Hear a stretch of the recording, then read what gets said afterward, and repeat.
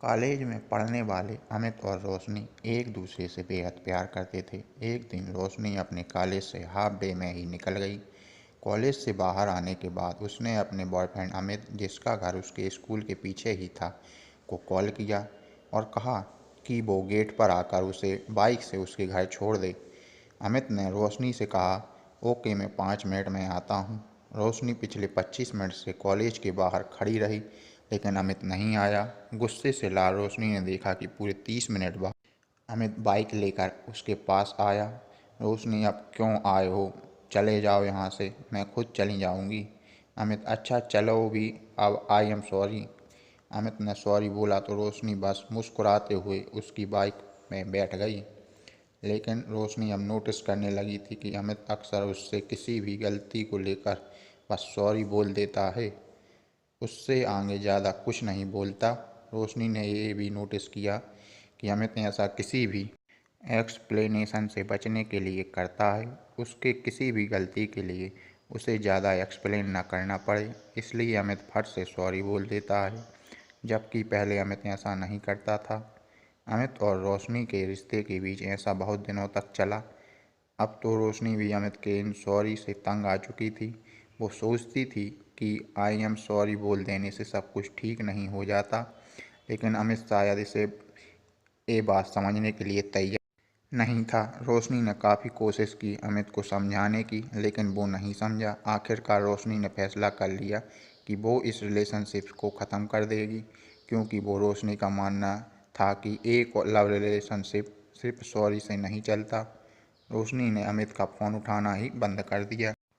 इस बात को 2 महीने बीत चुके थे, लेकिन रोशनी अमित से इतना प्यार करती थी कि वो उसे भुला नहीं पाई। फिर एक दिन रोशनी अमित से मिलने उसके कॉलेज के बाहर गई, जहां उसे मालूम हुआ कि अमित 1 महीने से कॉलेज नहीं आ रहा। रोशनी घबरा गई।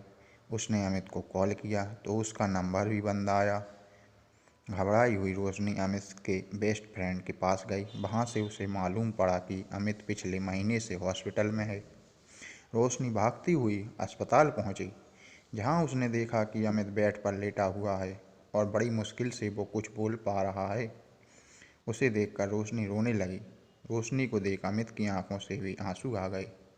फिर बड़ी मुश्किल से अमित ने रोशनी को कहा, आई एम सॉरी, और फिर आंख बंद कर ली। उसके बाद अमित ने कभी आंखें नहीं खोली। कुछ दिनों बाद अमित की मम्मी उसके कुछ लेटर लिए रोशनी के घर आई। लेटर में लिखा था, माय डियर रोशनी, बार बार तुम्हें सॉरी बोलना मुझे भी अच्छा नहीं लगता। जब तुमने कॉलेज के बाहर मेरा 30 मिनट तक इंतज़ार किया था, उस दिन जानबूझकर लेट नहीं आया था, बल्कि उस दिन पहली बार मेरे सीने में दर्द हुआ था, जिसकी वजह से मैं बेहोश हो गया था। और जैसे ही मुझे होश आया, मैं तुम्हारे पास पहुंचा। उस दिन मैंने तुम इसलिए कुछ नहीं बताया, क्योंकि मुझे पता था तुम टेंशन में आ जाओगी। उसके बाद भी जब जब भी मैंने तुम्हें सॉरी बोला, उसके पीछे की वजह थी मेरे दिल में होल था, और इसका पता मुझे कुछ समय पहले ही लगा था।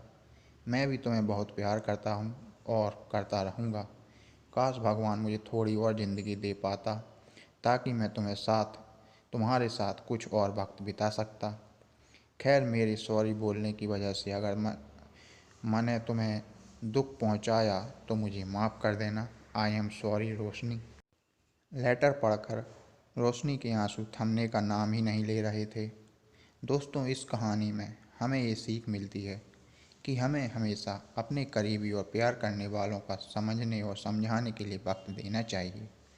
अगर आपके दोस्त या प्रेमी आपके सामने खुलकर कुछ नहीं बोल पा रहे हैं, तो आपको उन्हें समझने की कोशिश करनी चाहिए, वरना कहीं देर ना हो जाए और आई एम सॉरी बोलने का भी मौका ना मिले।